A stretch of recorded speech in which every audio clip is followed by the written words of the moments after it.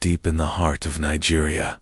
Farmers digging for tin in the 1920s uncovered something extraordinary: clay figures with human faces, elaborate hairstyles, and piercing eyes staring back across 2,500 years of history.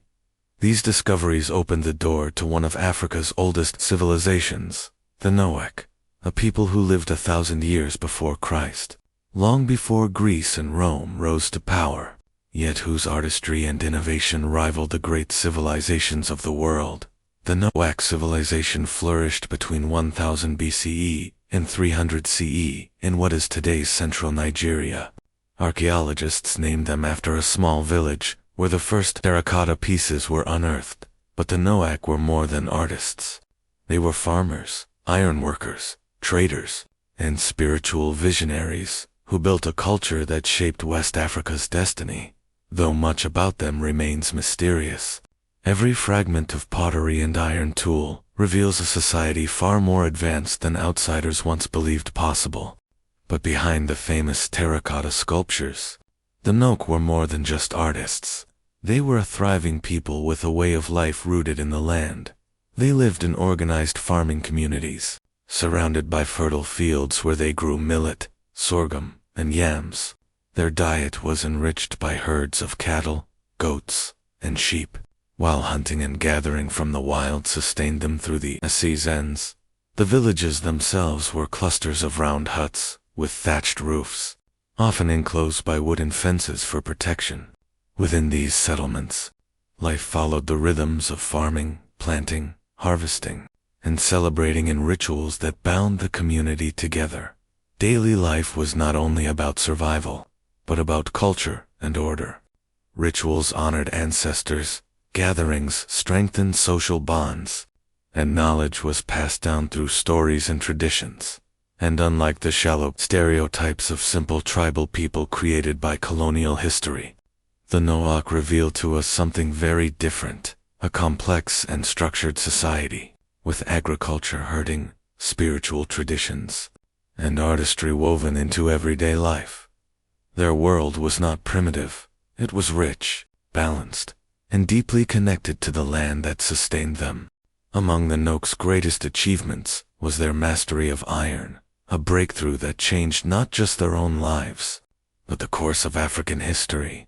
At a time when much of Europe still relied on bronze, the Nok were already smelting iron in clay furnaces, using heat and skill to extract metal from stone. From this came sharper tools, stronger weapons, and a power that set them apart from their neighbors. With iron hoes and axes, their farms flourished. Fields could be cleared faster, crops could be planted more efficiently, and harvests grew larger. This agricultural revolution supported a rising population and more complex communities. But iron was not only for farming. It armed their hunters with deadly spears and knives, and it gave their warriors an edge in battle, tools of survival and defense in a challenging world. What makes this story even more remarkable is that the Nok did not borrow this knowledge from outsiders. Their leap into the Iron Age was pioneered in Africa itself. It was born from local genius, local innovation, and local need. The Nok remind us of a truth often buried by colonial myths. Africans were not passive recipients of progress. They were inventors, innovators, and masters of technology in their own right. If the Nok left us one legacy that still stares back through time, it is their terracotta sculptures, haunting, beautiful, and mysterious. Archaeologists uncovered life-sized heads and figures, crafted with astonishing detail from simple clay.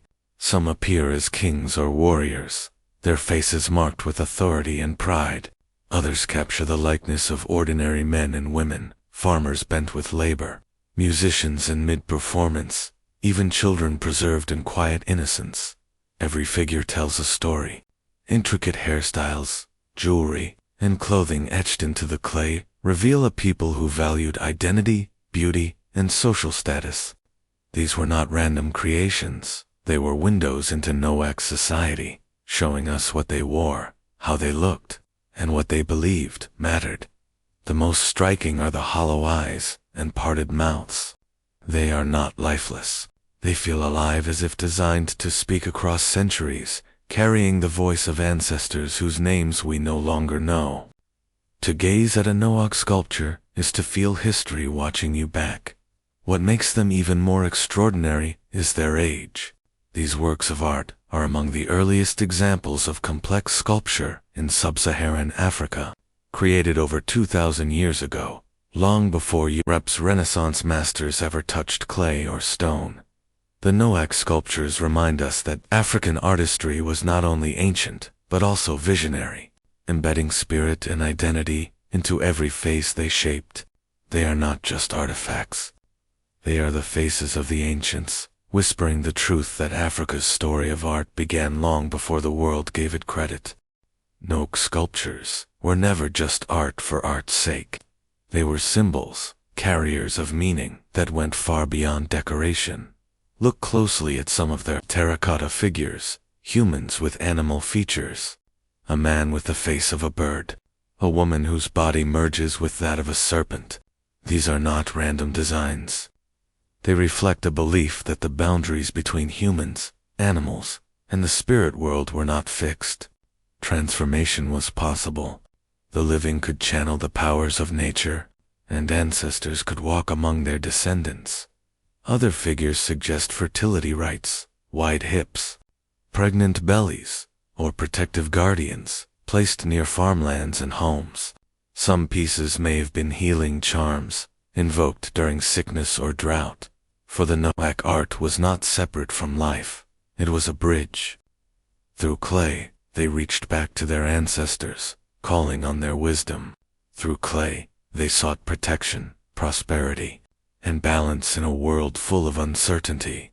Colonial scholars once dismissed these practices as primitive religion, but in reality, they were part of a sophisticated philosophy, a worldview that explained existence, preserved memory, and gave order to the universe.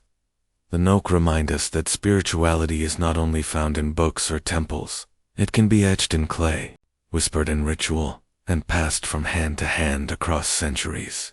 Sometime around 300 CE, the Nok Civilization simply faded from history. Their villages grew silent, their furnaces went cold, and their terracotta sculptures lay hidden beneath the soil, waiting for discovery centuries later. Why did they vanish? Scholars still debate. Some point to climate change, a slow drying of the land that made farming difficult. Others suggest over-farming and soil exhaustion, where the very success of Nok agriculture may have drained the land of life. Perhaps it was conflict, neighbors pressing in, battles fought and lost. Or maybe it was migration, people moving to new lands in search of better prospects. Whatever the cause, the Nok's disappearance is one of Africa's great mysteries. But vanishing from sight does not mean vanishing from history. Their mastery of iron spread across West Africa, fueling the rise of later kingdoms like Ife and Benin. Their cultural traditions, their art, their worldview, their ways of living echoed through the centuries, shaping societies that came long after. The Nok may have disappeared as a people, but their spirit traveled forward. They became the unseen ancestors of empires that would astonish the world. For more than 1,000 years, the Nok people were buried in silence. No chronicles, no monuments, no written records spoke their name. It seemed as if history itself had erased them. Then, in the 1920s, fate intervened. Miners digging for tin in central Nigeria unearthed strange clay heads, hollow eyes, staring back from the soil of forgotten villages. At first, no one understood what they were. Some thought they were simple curiosities. Others treated them like odd souvenirs. Many were smuggled abroad, sold quietly to collectors who had no idea of their true worth. It wasn't until the 1940s and 1950s that archaeologists began to piece the puzzle together.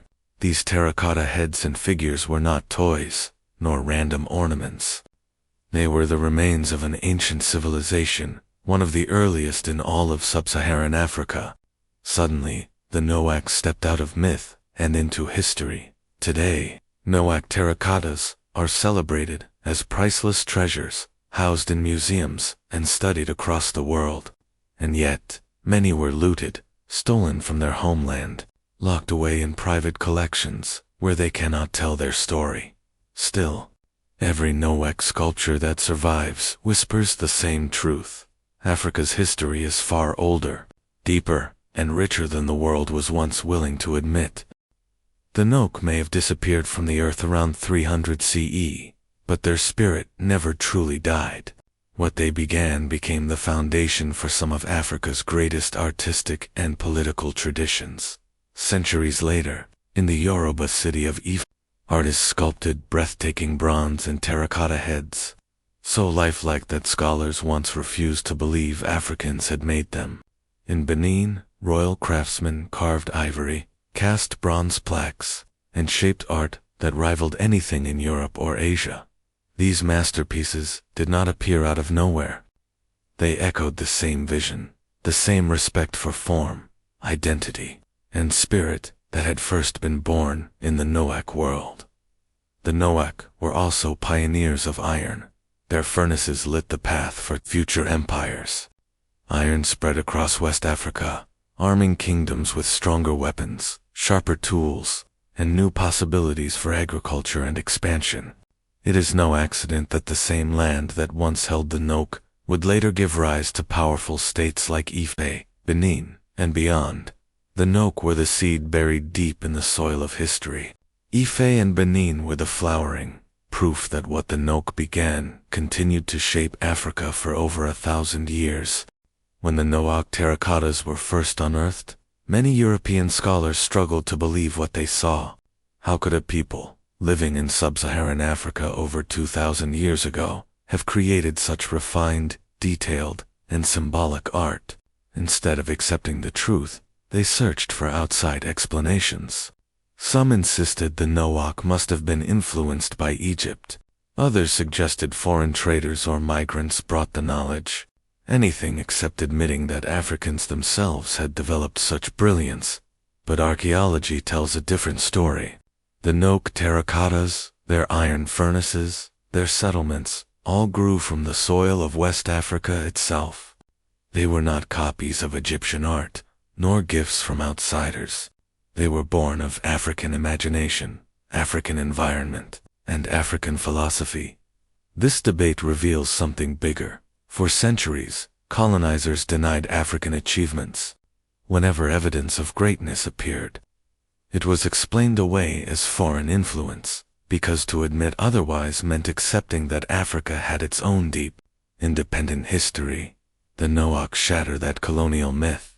Their art and technology stand as undeniable proof. Africa was never a blank page waiting for others to write on it. It was a continent of creators, innovators, and visionaries, long before colonization. The Noack terracottas are not just ancient statues. They are mirrors of identity. Each face, each hairstyle, each symbol tells us who the Noack were and what they valued. Some figures may represent leaders, ancestors, or deities. Others show everyday people, proving that the Noack saw beauty and dignity in common life. This blending of ordinary and divine is uniquely African, where the sacred and the human are never far apart. Sadly, much of Nok history has been lost. Looting, erosion, and neglect have scattered their treasures across the globe. Nigeria continues to fight for the return of Nok artifacts stolen by smugglers and collectors.